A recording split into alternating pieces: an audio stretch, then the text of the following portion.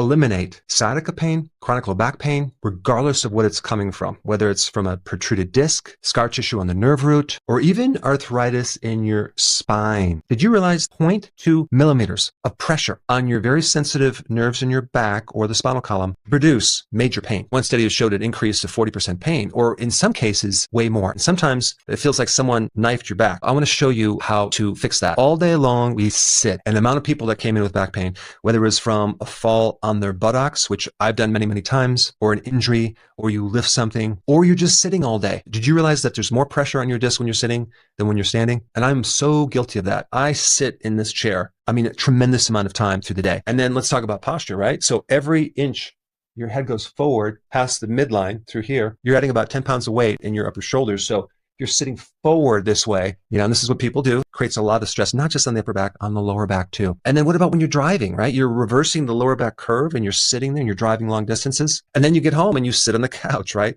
Terrible for your back. Add age to this, we actually get shorter. What's happening over time, all this decrease in space is eventually going to hit some of these nerves and you're going to end up with some back pain. This therapy I'm going to talk about will quickly give you enough space in your back to give you so much relief. And I think this is the absolute hands down best treatment for the lower back because it has virtually no side effects. What does this treatment involve? It's anti-gravity. Do we have to go to space to get it?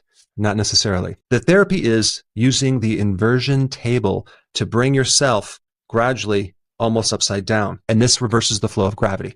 I'm also going to show you how to do this without an inversion table. So you don't need anything at all. You just need a wall. But if you think about it, an inversion table only costs literally $100, maybe up to $400 at the very, very top. Gravity has been putting pressure on us since we were born. So what happens when we reverse this? We reverse the flow. You're using your weight of your upper body to pull down on your lower back, creating this negative pressure, allowing all this blood flow. You're also breaking up adhesions and scar tissue. You want to do intermittent inversion traction, where you do it for 1 to 2 minutes, and then you bring yourself back up. And you bring it back to 1 or 2 minutes, bring yourself back up. And you're going to do that repetitively. And I'm going to give you kind of a pattern to follow, and I'm going to type that also down in the description. It's one of the most dynamic and effective things you can do to your lower back. You're hitting these key areas, the nerve, the disc, the scar tissue, the lack of blood flow, all in one treatment. And like I said before, all we have to do is increase the space by the width of 2 pieces of paper. There's very powerful research out there that shows that it actually even increases your flexibility, reduces the risk of getting surgery for sciatica, and just gets rid of your lower back pain pretty quick. In some studies, it shows that it beats taking medication by 35%, injections of cortisone shots into your back without the side effects. I do want to mention something really quick.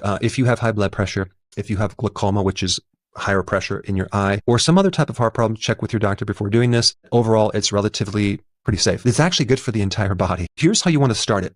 You only want to start like 1 to 2 minutes, not reversing yourself completely upside down, only by an angle of like 15 to 30%. Nothing too crazy, just a little bit for 1 to 2 minutes, once or maybe twice a day for about a week. Then slowly increase it to 5 minutes at about 60 degrees for another 1 to 2 weeks. We're talking about 5 minutes or longer. I'm talking about doing it intermittently. You might want to do it for like a minute, come down, bring yourself up.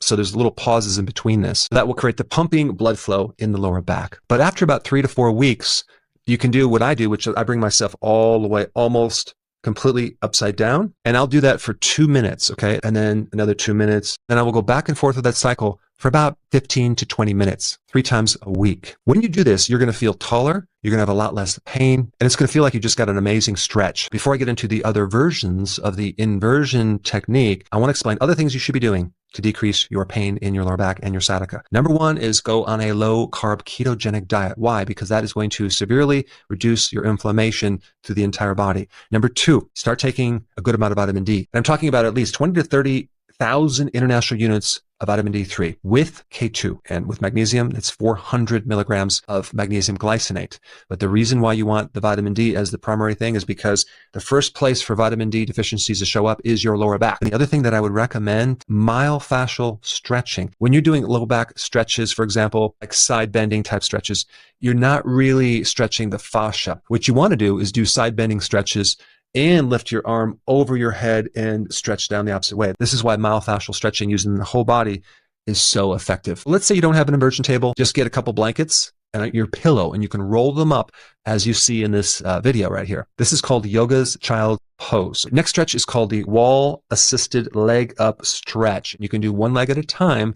You're literally lifting up your pelvis. You can just hold it up there, or you can go back and forth to strengthen it. You're basically using the wall to create a little bit of an inversion with your lower back. The next one, you'll need a kind of an exercise ball, and this is called the lying spinal decompression with a stability ball. You're literally going to just lay over this ball, and the ball is going to be pressing upward as you're laying over it, creating this distraction because you're allowing your gravity for your upper body and your lower body to go over your lower back. The last anti-gravity technique is in the water, because when you go in the water, there's less gravity and you can float around. It'll gradually decompress the lower back, not to the degree that these other things will or the inversion table, but it can greatly help you.